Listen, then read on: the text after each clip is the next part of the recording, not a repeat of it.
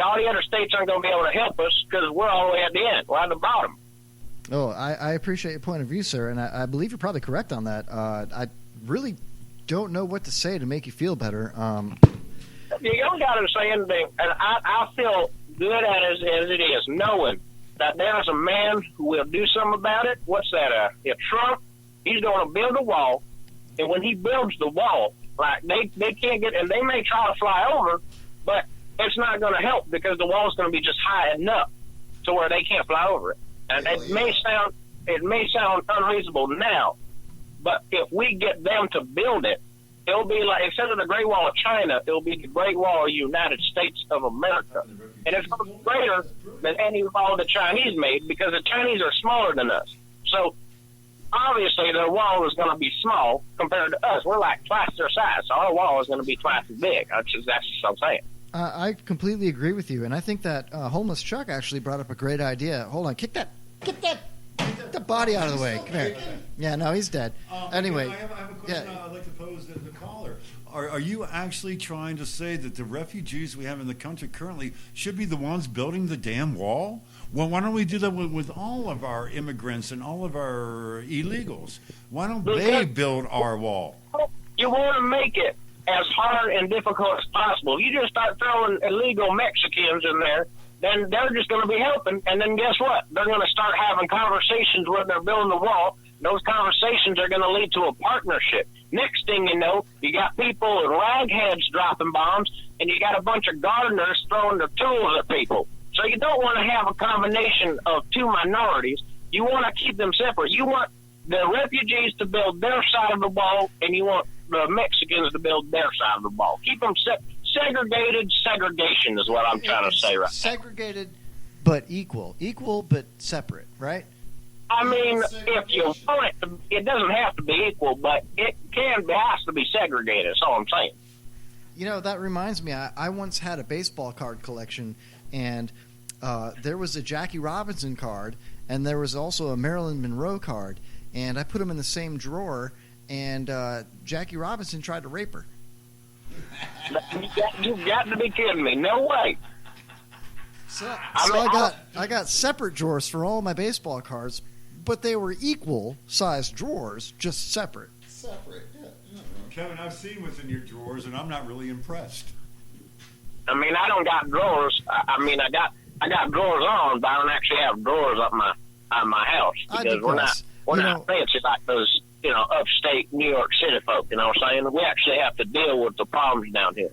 We're at the bottom of the country, so we got to deal with everything first, then they just get it later. Well, how strong is your stomach, sir? Are you comfortable with us killing a couple of terrorists in studio tonight?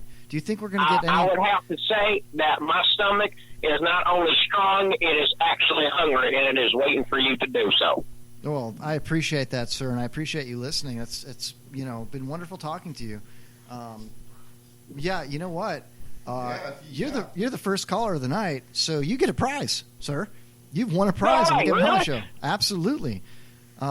Man, I don't even know what to give. We've got to give him a good prize. We're going to give him a great prize, but also, once we announce your prize, we're actually going to go to like a little private moment where you can actually share with Kevin your address and such like that. So it's just not public because we appreciate your strong viewpoints, and we just don't want you to hold. Phone screen reveals his information. I'm glad that someone took the time to listen to what I had to say. No, we appreciate that. Listen, let me ask you something. Would you be opposed to receiving a prize that we take off the dead body of one of these terrorists? I would not at all. I would accept everything. Awesome. All right, let's do it. Scalp him. I'm going Redskins and scalping the bitch. As a bonus, could you take a selfie with said body? Because I didn't get to see Bin Laden's body, but I would like to see this one. Yeah, we'll do that. Absolutely. The bodies are still warm, so we'll go ahead and take a selfie with the dead body, and maybe we'll make that your prize. We'll print that out and autograph it for you. How's that? I would love that very much. Get some real blood. We'll fingerprint it in blood. I could just mount it on the wall like it was. If I just hunted it down and got it myself, you know what I'm saying? Put that right up next to your striped bass on the wall, sir. Sounds great. Exactly. Thank you. What was it? Billy Bass that sang, right? Wasn't it? Yeah, let's not get into Billy Bass tonight, okay? I mean, that's another story, yeah. All right, sir, hey, thank you. I don't think we can make a dead Muslim go, I actually been working on my Periscope just in case I can get into the system, so they wouldn't know. You gotta work. You gotta get in your look. You gotta go. You know, and then you just gotta go. You usually followed by a boom. You know what I'm saying? But it's up to you. Whatever you want to do. I'll tell you what, sir. Why don't you go ahead and give us your best Muslim mating call right now, if you could, please. All right, I will give it. All right, here we go. You got to get it from your chest. It's from within. That's how they do it. It's usually followed by a boom. Then, but I don't have explosives with me at this time. I'm sad about. I mean, I don't. That's great. Thank you. I don't. I don't like to interrupt, and I don't think you gave it to us, but you got my curiosity up, friend. What part of Texas are you from originally? I'm from Dallas, Texas. Dallas. Yeah. You wouldn't be a Cowboy fan by any chance, would you? What'd you say? I can't. You're a little bit in the back. What? Are you a Cowboy fan? Well, I mean, they're not doing too good right now. They could be doing better, but You're a fan or you're not a fan? I didn't ask you to apologize for words. Like San Francisco 49ers, I don't know why the hell she likes them. Maybe because she's a gold digger. I don't know. But it's just, I guess you could say so. I don't really watch sports that much. I mean, I can do it whenever the TV works. Okay, the children to hold the antennas up, and they get their arms tired, and then you got to beat them, and then they go to sleep, and you got to wait until they wake up. And it's just like Okay, sir. Well, listen. If you could go ahead and just message our Facebook page with a suitable address to send your, private message us, and we'll send you out your prize. We're gonna have to cut this short. We're running low on time here. We've got a whole studio to clean up here. It's really nasty. There's blood everywhere, man. I understand. You got to clean that studio. Keep it clean for the next terrorist. Thank you. Yeah, Pops actually he jumped on a grenade and he saved Jay Bird's life, man. So that's pretty awesome. That is amazing. Yeah. Well, thanks for calling, sir, and I look forward to sending you a present, and hopefully we'll listen to you again. What's your name again? My name? Yes, sir. Well, you just call me Bryce. It's Brice. I know it's kind of like city boy, but my mama had high hopes for me, but I did not see her. How many names do you have, sir? Hey, Bryce. What? Bryce. What'd you say? How many names do you have? Bryce is my real name, but I prefer Justin. It sounds a little bit more attractive. Maybe like I'm a lawyer of some kind.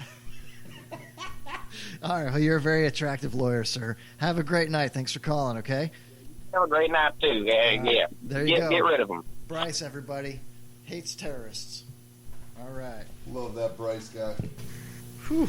Well, that was a really, really, really intense hour, man. I don't know what to think about this. All I can keep thinking about is like that was like our first two Syrian refugees that came into the studio, and both of them were clearly terrorists. And I thought we handpicked the best of the best. Kevin, what's going on? Dude, I can only really apologize. I can't really explain it. I really feel bad about murdering somebody, but it was self-defense. I mean, they had it coming. Who comes to a radio show? Now I understand why nobody else has ever done this before. Gentlemen, what body part is this on my lap? I can't identify this. I think it's a spleen, Chuck. Yeah, Taste it. Looks like a spleen. Yeah, it's probably. Jay, you still have that big grill out back, right? Yeah. All right. We could do this. I don't think I'd want to eat one of those. I'd rather eat. No, we all have dogs, man. Come on, I'm talking about disposing the bodies. Oh, feeding the dogs. Yeah, brother. Stay on focus. Stay focused. I don't want to go to the pen. But no, ladies and gentlemen, really, we're not trying to impose anything against the great Muslim people of the world, which I don't know what that means, but we are wanting to shoot some numbers out there that are insane, because a lot of these people coming into this country could possibly be on a serious ISIS. note, really. And just before we even do that real quick here, I do have a couple of chat messages here that want to know, isn't there a woman who is in Two Laugh Crew that's supposed to be on the show tonight? I was hoping, I can't mention her name.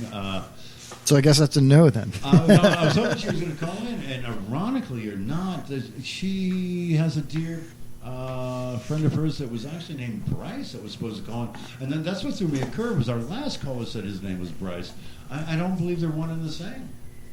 I'm not really sure what's going on with that, but I don't think it's possible that we could have two Bryces listening to our radio show. I mean, the chances we don't even that- have two people listening. I mean, two Johns, maybe, but two Bryces, no. I Well, don't Jay, think so. I know your old occupation. You've had many a John.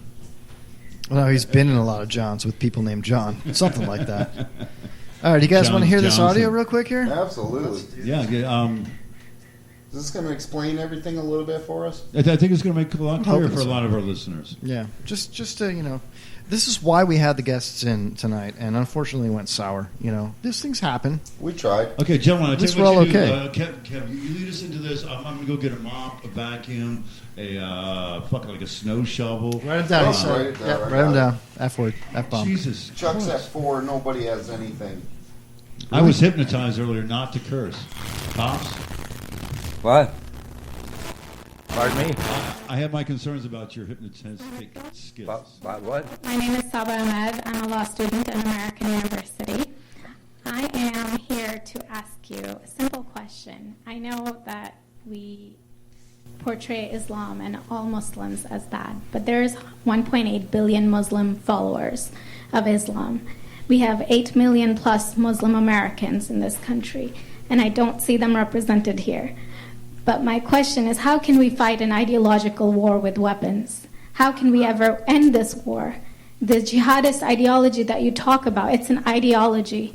How can you ever win this thing if you don't address it ideologically? Great question. I am so glad you're here, and I am so glad you brought that up because it gives us an opportunity to answer. What I find so amazing is since the beginning of this panel, which we are here about Benghazi attack against our people, not one person mentioned Muslims. We are here against Islam, or we're launching war against Muslims. We are here to discuss how 4 Americans died and what our government is doing. We were not here to bash Muslims. You were the one who brought up the issue about most Muslims, not us. And since you brought it up, allow me to elaborate with my answer. There are 1.2 billion Muslims in the world today. Of course, not all of them are radicals. The majority of them are peaceful people. The radicals are estimated to be between 15 to 25%, according to all intelligence services around the world. That leaves 75% of them peaceful people. But when you look at 15 to 25% of the world Muslim population, you're looking at 180 million to 300 million people dedicated to the destruction of Western civilization. That is as big of the United States. So why should we worry about the radicals, 15 to 25%? Because it is the radicals that kill. Because it is the radicals that behead and massacre. When you look throughout history, when you look at all the lessons of history, most Germans were peaceful. Yet the Nazis drove the agenda. And as a result, 60 million people died.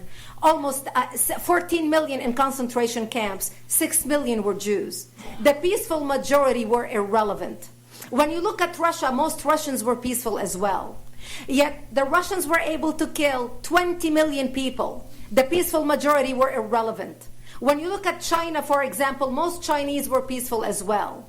Yet the Chinese were able to kill 70 million people. The peaceful majority were irrelevant. When you look at Japan prior to World War II, most Japanese were peaceful as well. Yet Japan was able to butcher its way across Southeast Asia, killing 12 million people, mostly killed with bayonets and shovels. The peaceful majority were irrelevant. On September 11th in the United States, we had 2.3 million Arab Muslims living in the United States.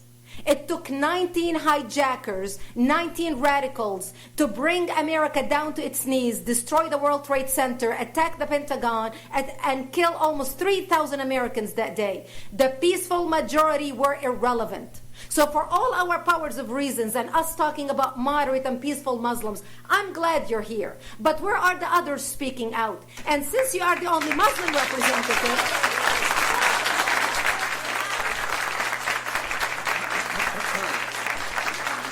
save the applause till the end.